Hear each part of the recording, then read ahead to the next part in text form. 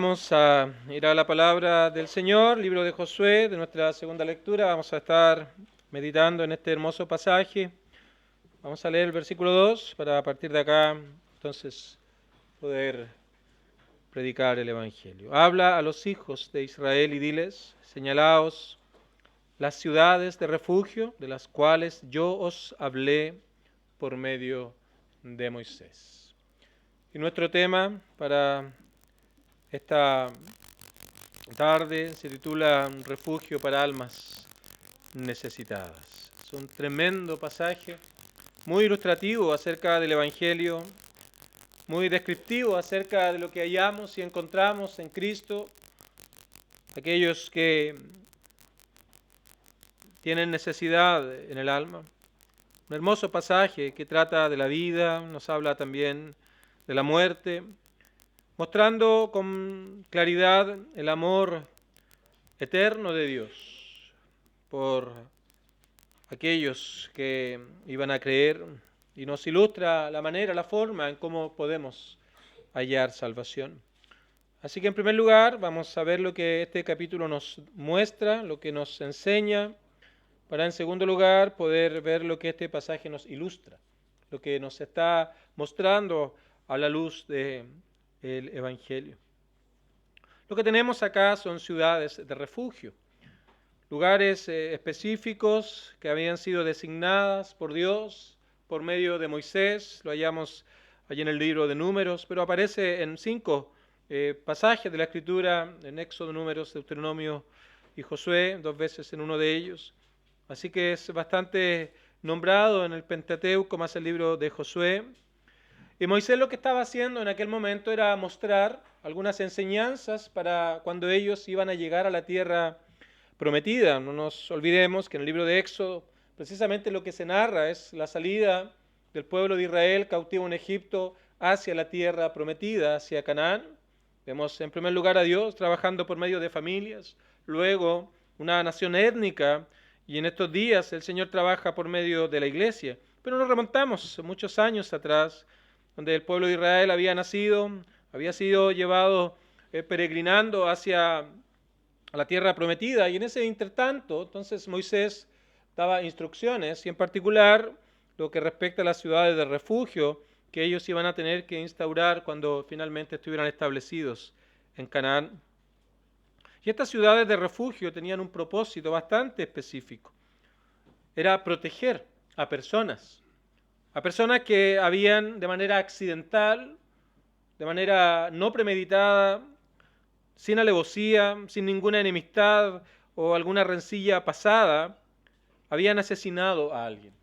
Entonces es una ciudad que había sido dada por Dios por medio de Moisés, que tenía el propósito de proteger a aquellos que habían, sin querer, de manera accidental, dado muerte a alguien con el cual no tenían ningún tipo de enemistad previa. Ese es el propósito de las ciudades de refugio.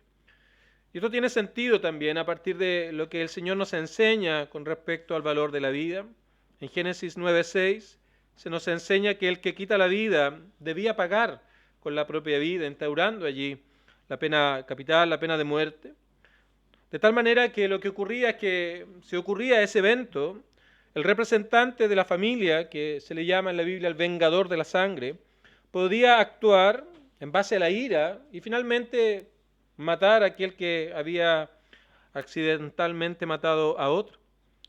Así que esta ciudad de refugio lo que hacía era proteger a aquellos que lo que hoy día tal vez nosotros conocemos en nuestra legislación como el cuasi delito de homicidio. O algo que no estaba premeditado, algo que no estaba planeado, fue algo accidental. ¿Qué ocurre si el homicidio hubiera sido un accidente? ¿Para qué estaban estas ciudades de refugio? ¿Cómo operaban estas ciudades de refugio? Si tenemos el caso, por ejemplo, de dos personas, insisto, sin ninguna enemistad, como nos presenta el versículo número 5, no había ningún tipo de problema entre ellos previo.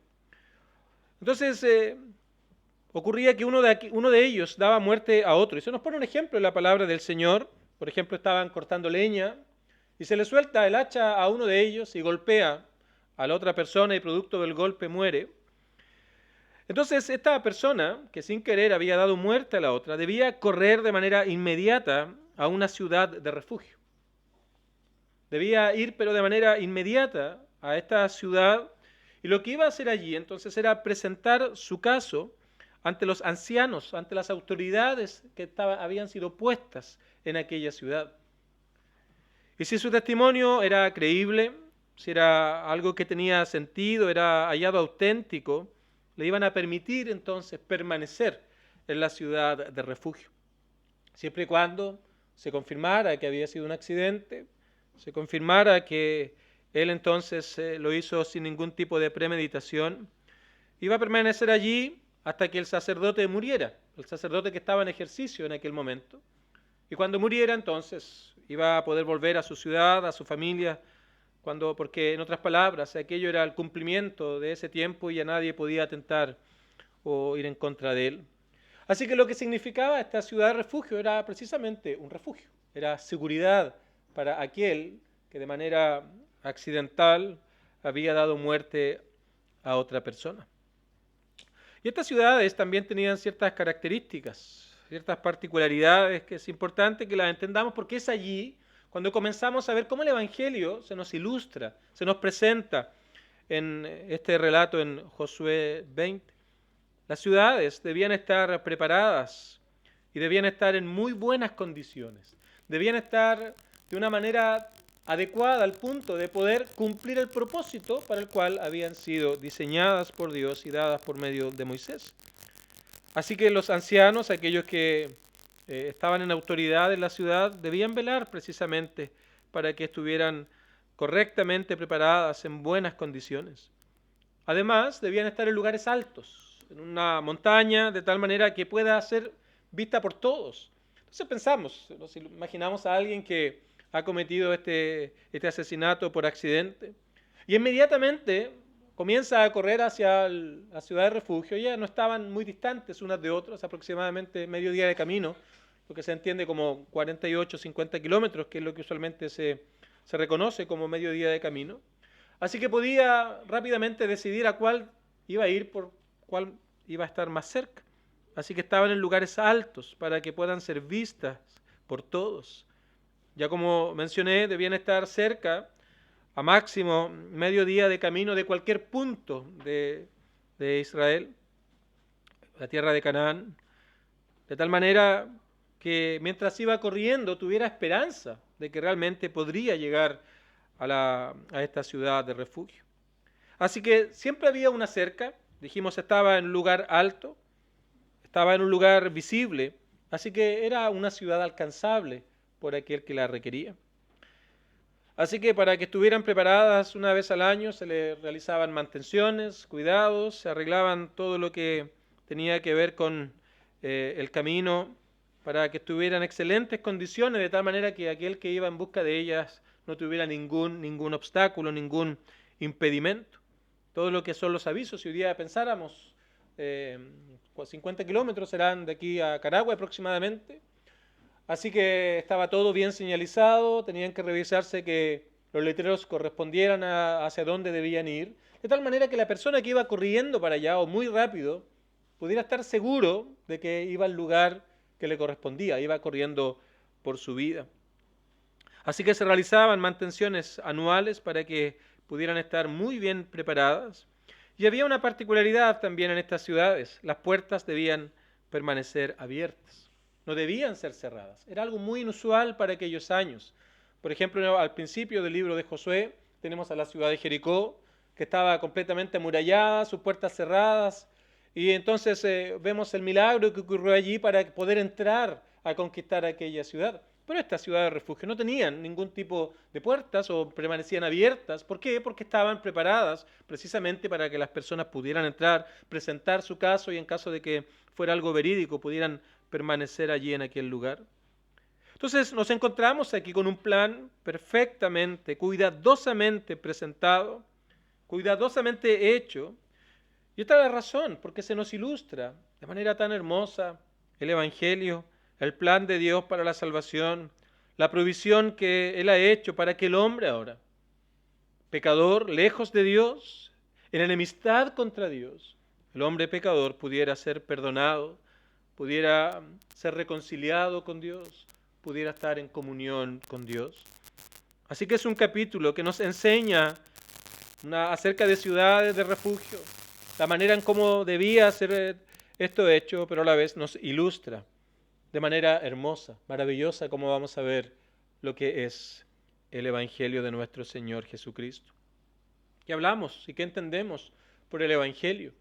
Hablamos de ese mensaje de salvación por la gracia de Dios mediante la fe en Cristo, un mensaje de buenas nuevas. Pensamos en estos hombres, por ejemplo, que habían asesinado a alguien, iban corriendo a las ciudades de refugio, eran culpables, eran personas que, a pesar de que había sido sin querer, habían quitado la vida a alguien, algo que el Señor había ya en Génesis 9 condenado con la muerte también de aquel que lo había hecho. Así que había en la ciudad de refugio para ellos esperanza, había salvación, había seguridad. Eso es precisamente lo que el Evangelio nos comunica. Salvación, perdón de los pecados, comunión, reconciliación con Dios, que podemos hallar seguridad, escapar de la condenación eterna en el cual todo hombre se encuentra y hallar esperanza, hallar vida eterna, hallar comunión y reconciliación con Dios. Así que estas verdades esperamos en el Señor y oramos por aquello que permitan ver esta gran misericordia de nuestro Dios, en que nos provee la manera en cómo ser perdonados, en cómo alcanzar la bendición de nuestro Dios. Porque debemos reconocer algo, el hombre por naturaleza es pecador y tiene gran necesidad de un Salvador. ¿Por qué necesitamos ser salvos? Puede preguntarse alguien. ¿Por qué es que necesitamos ser perdonados? ¿Por qué es que necesitamos perdón de nuestros pecados? En primer lugar, porque Dios es santo. Dios es perfectamente santo, 3 veces santo, y no puede tolerar la maldad, por muy pequeña que sea. Veíamos estos últimos domingos los 10 mandamientos y hablábamos la semana pasada acerca de no tener dioses ajenos delante de Dios. Dios es santo. Él no puede tolerar que el hombre que ha sido creado para adorar a Dios, para vivir en obediencia a sus normas, ahora se constituya en sí mismo como su propio Dios, o adore la naturaleza, o adore figuras creadas con las manos. Pero también veíamos hoy día la idolatría que se presenta en adorar al Dios correcto de una manera completamente incorrecta. Y Dios, que es perfecto, que es santo, no puede tolerar aquello. Así que Dios, como un Dios justo, ahora debe castigar aquella desobediencia a sus normas. Si pensamos, vemos las noticias constantemente, tal vez en internet, en los periódicos, nos encontramos con, cada día nos sorprende algo nuevo, un asesinato, extorsión, cuerpos descuartizados encontrados en algún lugar, en el río, en un lugar remoto. Y nos sorprende que estas cosas no eran propias de años pasados. Pero da mucho más, tal vez nos da mucho más celo cuando vemos que empiezan los comentarios. No se preocupen, mañana van a estar libres. ¿Por qué? Porque muchos plantean que los están siendo demasiado livianos con estos asuntos. Entonces nos preguntamos, ¿qué está pasando con la justicia? ¿Qué está pasando con los jueces? Este no es un tema de política, por cierto, solamente quiero ilustrar algo. Nos da un poco viene a nuestra mente pensamientos acerca de por qué está pasando todas estas cosas. Pero cuando tomamos esto y lo aplicamos al Creador, al Soberano, al legislador del universo, lo pensamos de la misma manera. Día tras día hay desobediencia. Día tras día las personas se alejan de Él, no le consideran. Mes tras mes, semana tras semana, año tras año, segundo tras segundo, nuestra mente está viviendo una vida no para Dios, pero nadie dice, ¿qué está pasando aquí? Nadie se pregunta por qué están haciendo estas cosas en contra de Dios, pero Dios es justo. Dios no es como jueces humanos, jueces terrenales que son corrompibles, sino más bien Él es perfectamente justo y debe castigar la maldad, debe castigar la desobediencia, debe tratar con cada violación a sus normas justas, perfectas y santas. Así que Él nos manda a vivir en obediencia a sus leyes, a sus normas. Fuimos creados para la alabanza, la adoración a Dios. Pero nosotros, por otro lado, a la luz de las perfecciones de Dios, es que vemos nuestro pecado. Ahí es cuando vemos nuestra maldad. En primer lugar, somos pecadores por naturaleza. Nacemos con nuestra naturaleza corrompida por el pecado, inclinada al mal. Y en la medida que vamos creciendo ahora, se hace evidente el pecado consciente. Se hace evidente el resultado de esta naturaleza caída, donde buscamos no el bienestar espiritual, sino buscamos simplemente algo que satisfaga nuestros propios deseos de sentirnos bien, de felicidad terrenal, simplemente olvidándonos de Dios. Así que el hombre es pecador por naturaleza, pero también es pecador por práctica, consciente en algún punto de su vida de todo lo que hace. Somos pecadores y somos culpables por aquellos pecados que hacemos, pero también por aquellos pecados que no hacemos. Somos culpables por aquellos pecados que son evidentes a los demás, pero también somos culpables por aquellas buenas obras que hacemos, pero con una mala motivación. Así que la realidad es esta: el hombre es pecador delante de Dios. Podemos considerar otros mandamientos. Pensamos en el día del Señor, que debe ser santificado domingo tras domingo. Pero vemos a la gente, lo último que piensa en el día del Señor es atender los asuntos del alma, santificar el día del Señor. Simplemente prefieren guardarlo para sí, vivir de acuerdo a sus propios preceptos. Y la consecuencia de esto, dado que Dios es justo y no ha de tolerar la maldad producto de su santidad, es que Él debe castigar este pecado. Y Romanos dice que la paga del pecado es muerte. Así que el hombre ahora sin Dios es un fugitivo. Es un fugitivo escapando de la muerte, el gran enemigo. Pero un día llegará el momento cuando la muerte ha de llegar, sin excepción. No conozco a nadie fuera de nuestro Señor Jesucristo y fuera de otros personajes en la Escritura que milagrosamente el Señor lo llevó antes de que muriera. No conozco a nadie más que no haya muerto. Un día ese momento ha de llegar y tendremos que presentarnos delante de nuestro Señor. Y aquí viene la necesidad de estar reconciliados con Dios, como la más grande necesidad que el hombre puede tener, como la más grande necesidad que el hombre debe buscar. La necesidad de ser limpiados de nuestro pecado, la necesidad de ser perdonados de nuestra maldad, la necesidad de ser reconciliados con Dios. Y piensa en la vida, qué frágil es. Piensa en lo que vemos a diario, las tragedias, los desastres, las pandemias. Piensa, qué débil es el hombre delante de Dios. Y este pasaje, este capítulo nos ilustra a Cristo ahora como el refugio para almas necesitadas. Así que estas ciudades nos presentan variados estímulos para que acudamos a Cristo. Nos presentan variadas enseñanzas para comprender por qué Cristo es el refugio para almas necesitadas, almas que están lejos de Dios, fugitivos, escapando de la muerte, de la consecuencia del pecado. Veamos algunos asuntos entonces para poder ver cómo esto ahora nos ilustra el Evangelio, cómo nos ilustra a Cristo como el verdadero refugio para nuestras almas. En primer lugar, estas ciudades fueron designadas por Dios, dadas a Moisés, pero fueron diseñadas por nuestro Dios. Y lo primero que hace que ellos es ilustrarnos de dónde viene la salvación. La salvación viene de Dios, es algo que es traído de parte de Dios. Y es hecho por gracia, un favor inmerecido, no lo merecemos. Hemos hecho lo malo delante del Señor. La consecuencia para estos hombres será la muerte, Génesis 9:6. Pero el Señor hizo provisión para estos hombres. De esa manera también se nos presenta aquí. La salvación es de Dios y es un acto de gracia. Es un favor inmerecido. Nada que podamos ganar, nada que podamos merecer, nada que nosotros podamos lograr por nosotros mismos. Así que gracia es ese favor inmerecido que Dios muestra hacia pecadores. Así que ya mencionamos las consecuencias de nuestro pecado delante del Dios Santo. Y ahora entonces Dios trae salvación para el hombre. El más grande de todos, el soberano, el creador, hace algo por indignos pecadores. Hace algo por personas que no lo merecen. Personas condenadas a los ojos de Dios, sin ningún tipo de esperanza. Entonces Dios viene y trae perdón.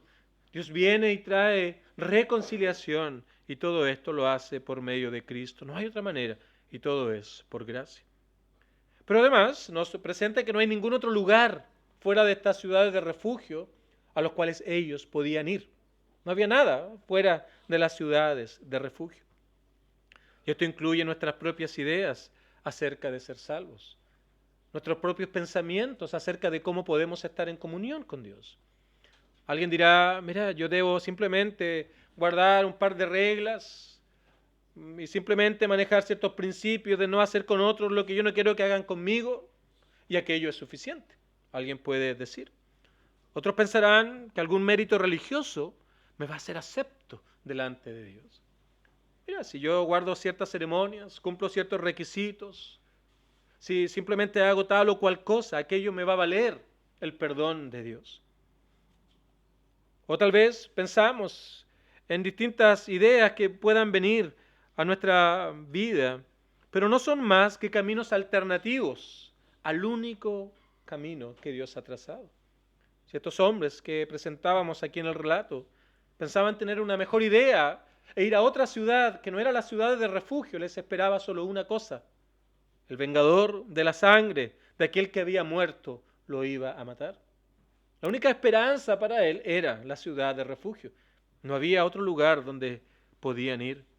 Y de esa manera el Evangelio es el único lugar, Cristo es el único lugar al cual podemos ir para hallar descanso para nuestras almas.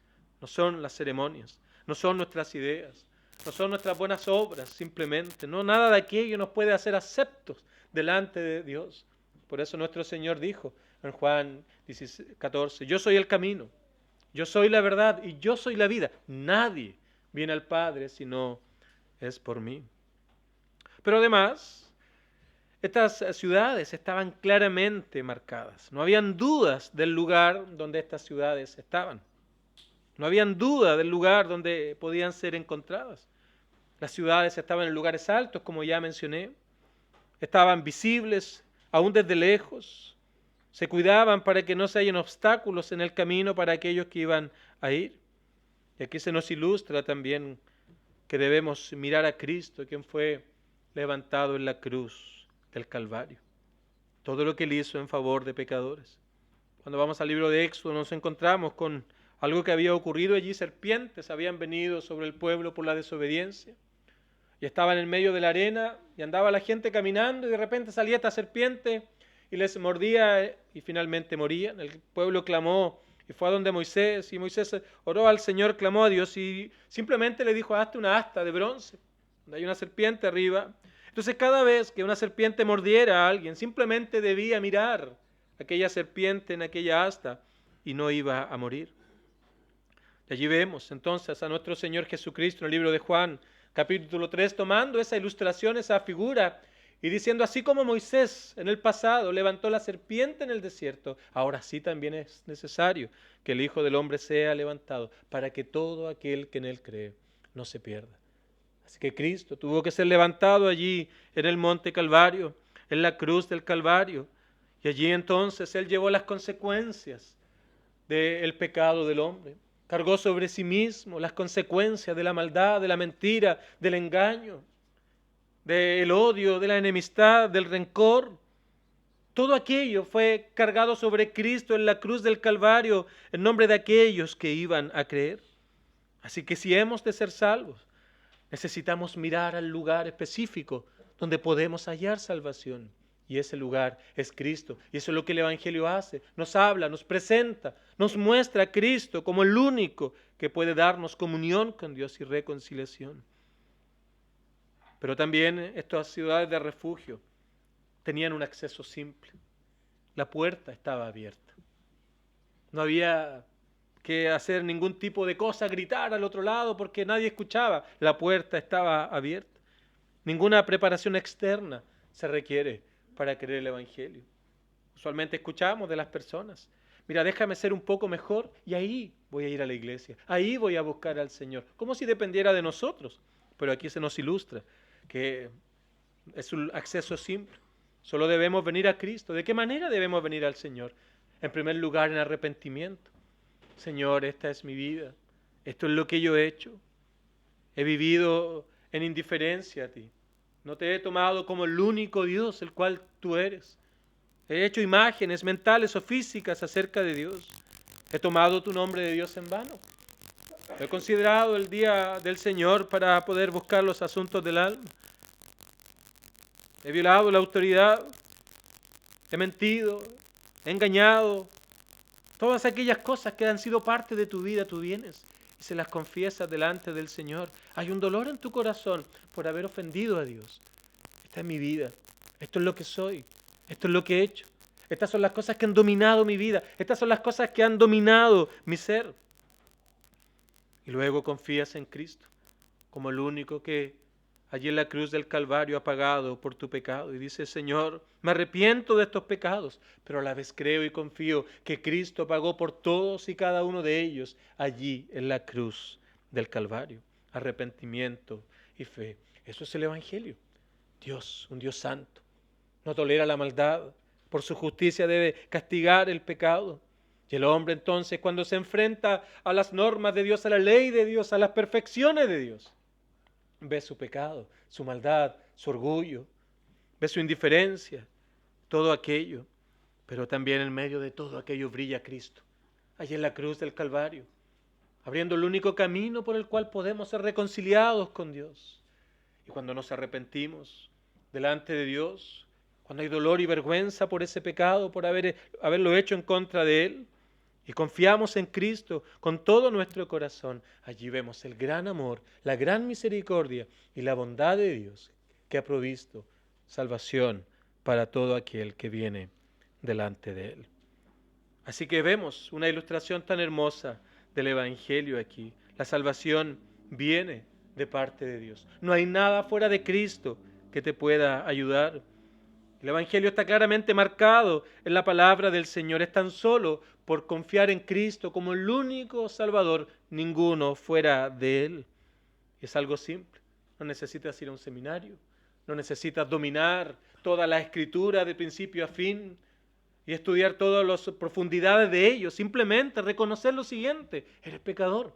Estás lejos de Dios. No hay esperanza para ti, a no ser que vengas delante del Salvador reconociendo tus pecados. Pero también los nombres de la ciudad que encontramos en el versículo 8 nos hablan algo acerca del Evangelio. Voy rápido, mi tiempo ya se acaba. Sede significa santo. Nos apunta a Cristo como el único santo que no hizo maldad ni hubo engaño en su boca. Y Él cumplió las demandas de Dios. Vivió una obediencia perfecta, lo que no podemos hacer. Y fue a la cruz del Calvario a pagar por el pecado de todos aquellos que un día iban a creer. Siquem significa hombro. Nos habla de poder, de fuerza. Es un refugio para aquel que está cansado. Es un refugio para aquel que no tiene esperanza, para hallar descanso en la bondad, en la misericordia de nuestro Dios y refrescar el alma. Nos habla de Hebrón, significa compañerismo, comunión, asociación. Ahora estamos en comunión con Dios. Hemos sido reconciliados con Dios. Descubrimos la oración. Nos alegramos en leer la palabra de nuestro Dios. Ya no hay desamparo para aquel que está en Cristo. Ya no hay desesperanza para aquel que se ha arrepentido y confiado en Él como el único Salvador. Ahora hemos sido hechos cercanos. Estamos en paz con Dios. Becer significa fortaleza. Nahum dice: Jehová es bueno, fortaleza en el día de la angustia. Cristo es el refugio para el débil, para el que no tiene ninguna esperanza ni puede hacer algo por sí mismo. Ramot, una torre alta, algo que es exaltado, y nos muestra a nuestro Señor que es elevado en gloria, y si venimos a Cristo también nos espera esa esperanza eterna. Golán, gozo, alegría. Y esta ciudad estaba separada de las demás. En ella había seguridad, había gozo para esta persona que había entrado a aquel lugar. Había alegría para el que hallaba refugio en ella. Y así también aquellos que vienen delante del Señor, ellos son justificados delante de nuestro Dios, son declarados sin culpa. Y ahora tenemos paz, hay gozo, hay alegría. Aún no, ni miedo a la muerte ya hay, porque sabemos que la muerte no es más que el inicio de la verdadera vida. Cuando la lámpara de este lado de la eternidad se apague, sabemos que se prenderá la lámpara de la eternidad, del otro lado de la eternidad donde estaremos para siempre. con nuestro Señor. Nada del mundo te puede dar esto, ni los amigos, ni los pasatiempos, ni los hobbies de este mundo. Nada de aquello te puede dar lo que Cristo, el refugio para almas necesitadas, realmente puede dar. Así que termino. Estas ciudades eran ciudades de refugio. Cristo es el único refugio del alma. Estas ciudades tenían puertas abiertas y de esa misma manera el camino a la salvación ha sido abierto por nuestro amado Salvador por medio de su obra en la cruz del Calvario. Estas ciudades eran accesibles y cercanas a todos. Así también Cristo está accesible a todo tipo de pecador. No importa la edad, no importa la circunstancia o qué tan profundo seas o no. La realidad es que el hombre es pecador y Cristo está accesible para todos aquellos que vienen a arrepentimiento delante de Él. Estas ciudades de refugio eran la única oportunidad para el acusado. Y de esa manera Cristo también es el único camino para ser perdonado y para ser reconciliado con Dios. Nada provee, insisto, lo que Cristo provee. El mundo provee entretención, provee momentos tal vez de felicidad temporal. Llega el viernes y lo esperas con ansias, lo pasas súper bien y ya el sábado todo aquello se ha ido. La desesperanza, la soledad, la angustia, una vez más vuelve hasta el próximo fin de semana, una y otra vez. Pero Cristo lo provee de una manera plena. Incluso alguien que dice que no tiene esperanza debe mirar a Cristo porque en Él sí la hay. Qué terrible, queridos amigos, es no tener ningún lugar a donde ir, no tener a nadie que ayude. Pero Cristo es el refugio para nuestras almas, para almas necesitadas. Él da perdón, da libertad de la culpa y de la eterna condenación. Es el único que puede traer paz y hacernos libres. En Cristo hay esperanza, en Cristo hay refugio, en Cristo. Cristo es el refugio para almas necesitadas. Muchos años atrás, tal vez 2 o 3 siglos, concluyo con esta ilustración.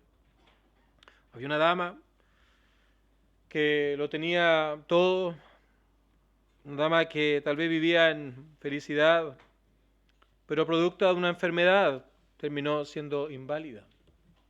Terminó no pudiendo caminar y aquello trajo gran amargura. No había paz, había lucha interna, externa. Fue un predicador a hablar con ella y le preguntó algunas cosas. Ella no quiso hablar, estaba completamente en odio hacia todo lo que era de Dios e incluso a la gente. Una amargura total. Hasta que un día, escuchando a este predicador, se dio cuenta de la necesidad de su alma. Se dio cuenta que fuera de Cristo no había absolutamente nada que ella podía hacer. Y ella hizo algo. Ella vino delante del Señor. Ella vino delante del único que podía darle comunión con Dios y perdonar sus pecados. Y ella escribió un himno hermoso, con el cual vamos a terminar esta tarde. Un himno que decía, mira, tal como soy. Y no tengo nada más que pedir, no me merezco nada más, ni aun esto lo merezco, pero tu gracia lo da, tu gracia es extendida, sin otro pedir que tu sangre dada por mí. Pero el Señor llama, por medio del predicador nos llama a estar a cuentas con Él. Demuestra que no hay otro camino. Él es el único camino por el cual tú puedes alcanzar salvación, perdón de los pecados y vida eterna.